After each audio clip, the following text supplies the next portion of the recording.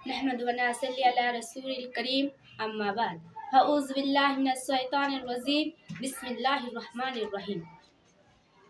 दोस्तों दीनी हाज़रीन और आज के इस दीनी मुबारक महफिल में और आज के इस दीनी मुबारक हफ्तावारी अंजुमन में मेरी तकरीर का उन्वान है बहने माइक आने पर मुंह बिगाड़ने वाली भाई। सैयदा फातिमा ज़ोहरा की जो कनीजो है, जो भाई और बहनों की जो मोहब्बत होती है वो इस कायनात में नहीं मिलती है। उसी का मिसाल यही है कि कुछ भाई ऐसे भी होते हैं जो अपने बहनों की अमानत पर अपनी चेहरा बिगाड़ने लगती है और कुछ भाई ऐसे भी होते हैं जो अपने बहनों की अमानत पर अपने चेहरे बिगाड़ने लगती है और कुछ बहनें ऐसे भी होते हैं जो अपने भाइयों की अमानत पर अपनी चेहरा बिगाड़ देती है।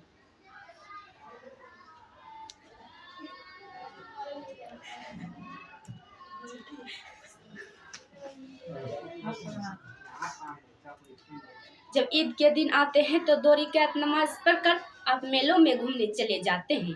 अगर ईद के दिन आए हैं तो नमाज तो पढ़ने जाए लेकिन मेलों में घूमने ना जाए।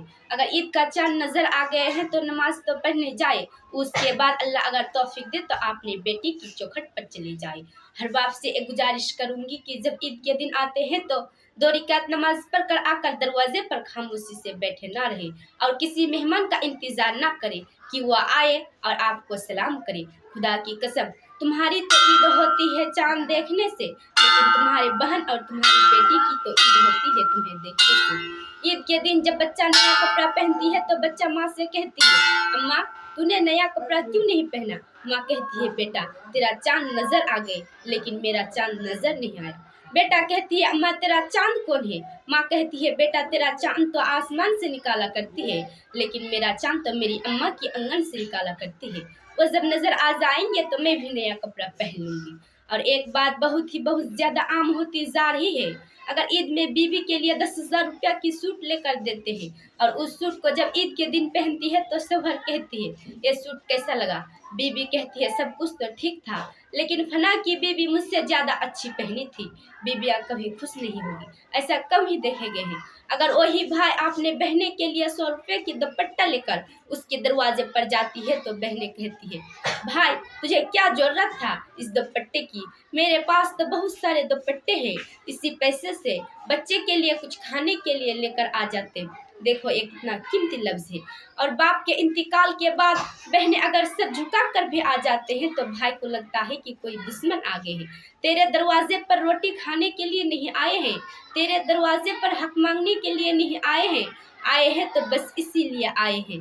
जिस दिन से बाप की जनाजा उठी है उस दिन से बाप की याद आ रही है, इसीलिए आए हैं कि बाप की बिस्तर ही देख लूं, कलीजे को ठंडक मिल जाएगा। बाप का लगाया हुआ दरख्त ही देख लूं, कलीजे को ठंडक मिल जाएगा। और भाई कहता है कि बहन तू बार बार चक्कर लगाया ना कर, तेरे आने की वजह से हमारी राहत खत्म हो जाती है, तेरे आने की वजह से हमारी भूख मर जाती है, तेरे आने की वजह से हमारी सुकून चले जाती है, तेरे आने की वजह से हमारी राहत खत्म हो जाती है। तो बहनें वादा कर लेती है और कहती है, हाय अफसोस भाई तुझ में और बाप में कितना फर्क है, मैं तो महीने के बाद आए हैं और तू कहती जा रही है कि तू बार बार चक्कर लगाया ना कर।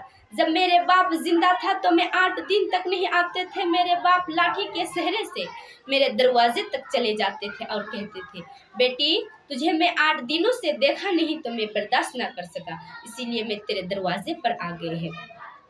और मैं ऐसे बहनों को भी देखे हैं कि भाई उनके घर पर जाती है तो उनको इज्जत नहीं देते हैं और बहनें अपने घर पर अच्छी अच्छी खाना बनाती है, अच्छी अच्छी पकवान बनाती है। ज़रा अपने भाई को भी याद कर, तेरे भाई तो सूखी रोटी खा रही है।